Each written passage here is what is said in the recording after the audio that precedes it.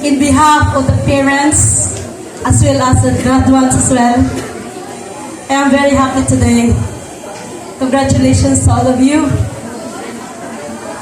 Reaching this far is impossible without God. Okay? So, kabalo mo nagsilos ko tayo niyo. Nag-feel ko jealousy, actually. Tanan sa inyo ganina, almost talking here, giving thanks to their parents. Sa ako, wala na ko'y parent. Sige. May gamit ka na ko'y sugar daddy. So, thank you na ko'y daddy sa kilid. As a parent, I realized before nga ako yung pag-graduate na akong anak no matter what happened. But waiting for him to grow, dugay pa kaayo. Muna ka nakaingon ko, nakakatawa ko sa naa sa kuan ba? Ang bao-bao bitaw? Layo pa ko. Apan, mas layo na ko kaysa asa ko gikan. Ako na-realize na kung paabuto na ko akong anak, nag-video ko at the age of 20. First year college. Kay lagi, wala na ginikanan nga nagpa-eskwela. That is why, ako magulang nagpa-eskwela sa ako, ikaw nagyog ko, ipatilaw sa first sem. Gignan na ko nila, I'm so sorry. We cannot finance you anymore because we have also children. Luha, mga kaigsunan sa kasakit, luha sa kaanugon. Especially, na ang dili gusto magpa-eskwela sa ako, ang akong igsuon. Ang iyang ba na willing magpa-eskwela, nga dili na ako igsuon. Ang akong igsuon may dili willing magpa-eskwela, tungod kay dili na daw nila kaya nga magpa-eskwela na ako. So I stopped. Bisag asa ko nagtrabaho, mangita o kaworkingan. Pero sa una lisod kayo mangita kaworkingan. Actually karon, you are very lucky. Na kung gusto mo mag-working student, daghan kayo atong mga kaigsunan na willing magpa-eskwela, it's because doon naman tayo mga colleges nga walay bayad. Kaon na lang, pretty na lang, allowance na lang. Ang nakaapan karon. There are so many students also wanted to become working student, but then they wanted to become student but didn't want to work. Gusto lang nila may mga estudyante, pero dili gusto mo trabaho. Nga naman, mo study. That is the saddest thing in the new generation today. How many times I have my working student, but then I observe that they wanted to become student but not to work. Dili na sila working student. They wanted to become special student. Laziness is one of the, there are so many hindrances of the success. Number one is laziness. Again, daghan gusto magpa-eskwela mga batag-on. Karong panahon na. Nga doon na mga college na libre. Sa una, wala na may ha. Number two, sa hindrance sa success is pride. Daghan kayo mutugingon ganina, no? Daghan kayo mga pupri nga gusto magpadatok-datok. Ang resulta, dili maka-graduate. Nga naman, kaya nasapnan nga pupri. Kaya dili gusto mo baon o itlog sa ginamos, pastor.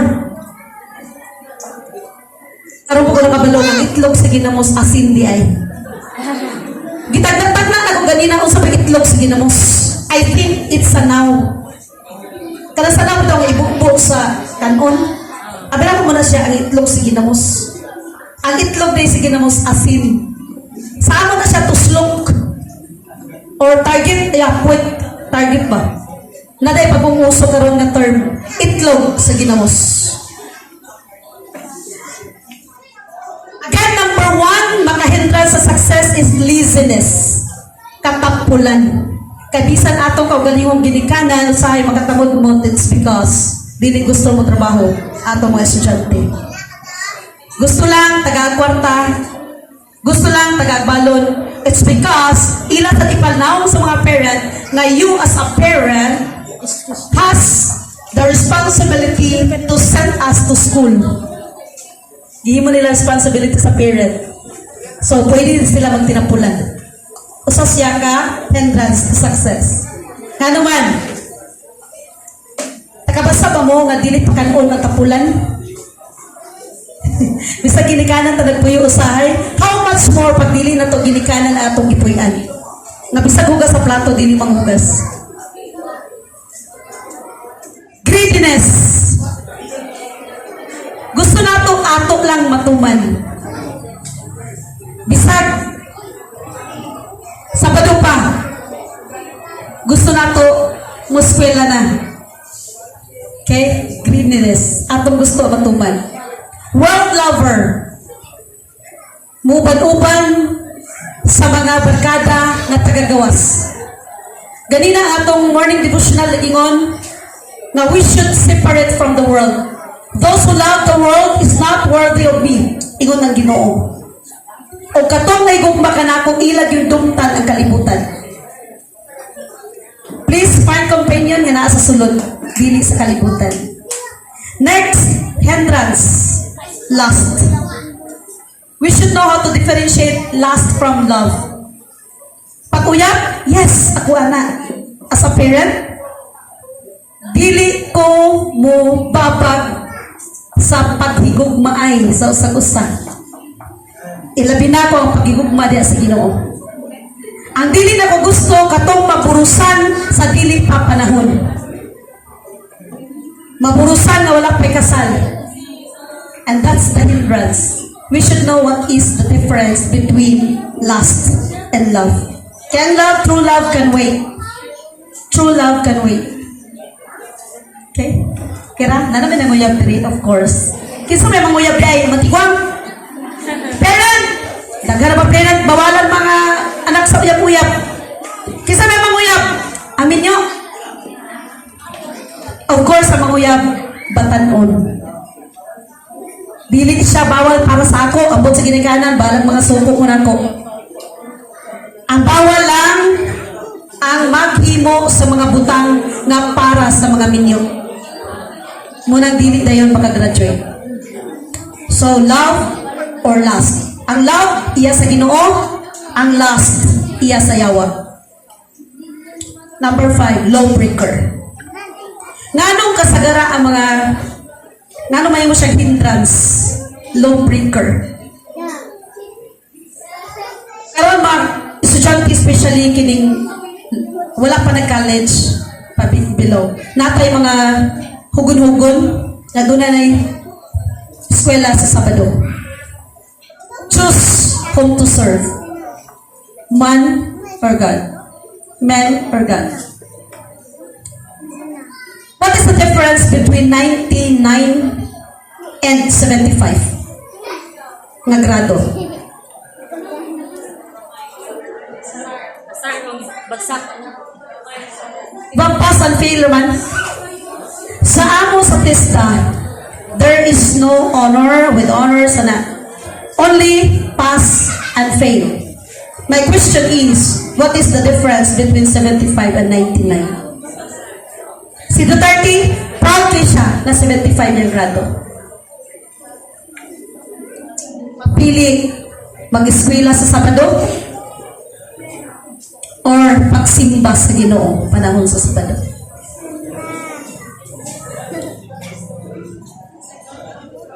Again, mga bata no, lipig sila. Uy, kayahay kay kung ikaw din kong mamama. Na naman, sugot man di ka maguyab-uyab ko. Lipig sila oh! Natay na bawal eh? Lipay kini ko ban lagi. Ako magabuti siya sa mga anak ko doon ay kuan, kagustuhan doon na sa mga gusto. Ako na naipaminyo. Ako makaapon ako. Mas kailangan niya po na ako. Ala ko'y magbubuhin. Hantod-santod. O sige, pag-apply mo sa mga anak. Ang anak na ko is 16. Tindog anak be. Tapos kilid. Gwapo mas na ko anak. Ah, di ba nagtindog? Isa kini ko anak. 16. Doon na lang katuig. Pwede na. Ipakasal sa simbahan. Ang tama ang 1,000 kada church.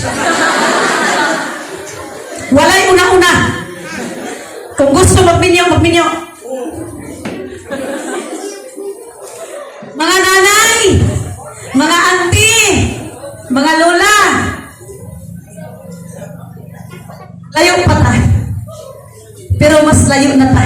kung asa pagikan. Kinsay gusto mag-eskwela.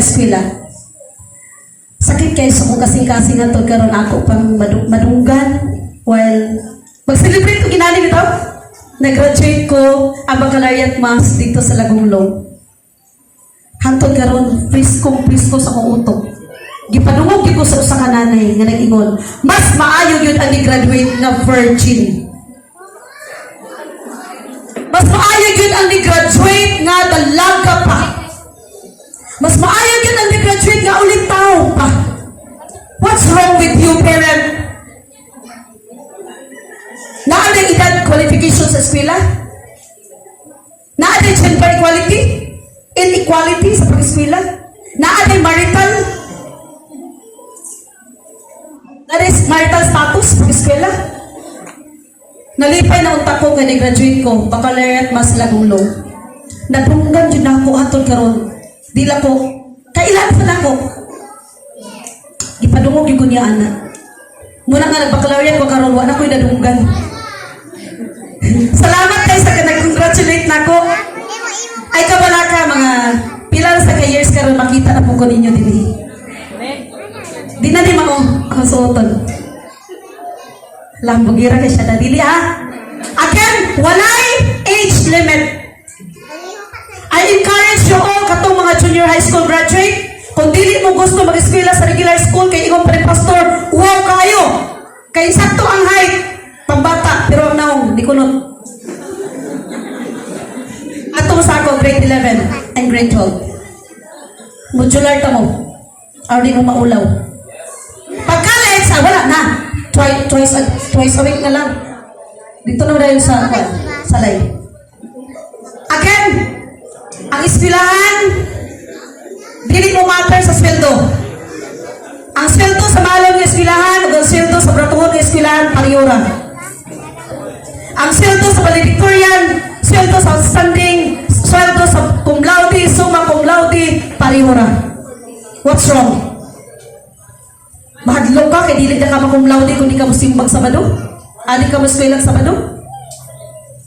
Daghan kayo nakalampos ng eskwela Sabado, walay trabaho. Wala ka pasar board exam. Ako pa nakapasar yapon. Nangayos ka ito sa ilo. Buhay pabenta. Ba?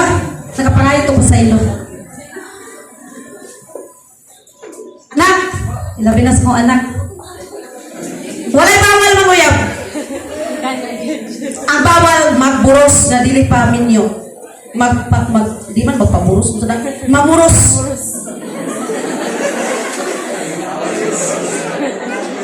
Oh, pagsaba, magminyo. Kaya ka dire. Bisag, pagkabot itin, ditso. Fine na ditso. Kung sino gayan?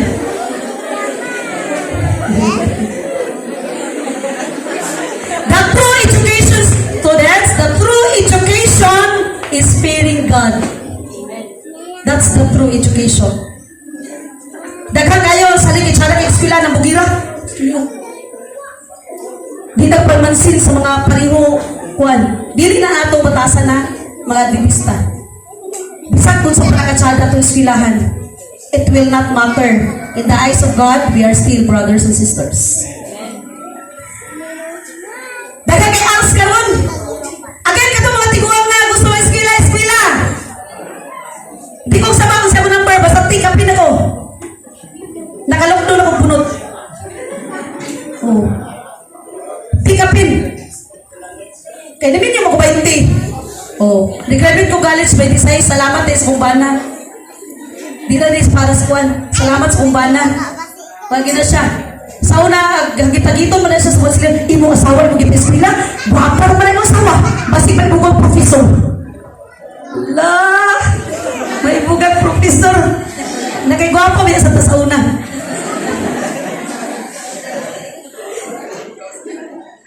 Nag-drive mo sikat-sikat ang bana. Syaro may bugang na professor. Ihatod pag-eskwela. Kwaon pag-muli. May bugang na pa. Ha? Libre man mga ibog. Ang dili libre ang mga bit. Ha? Fearing God is a true education.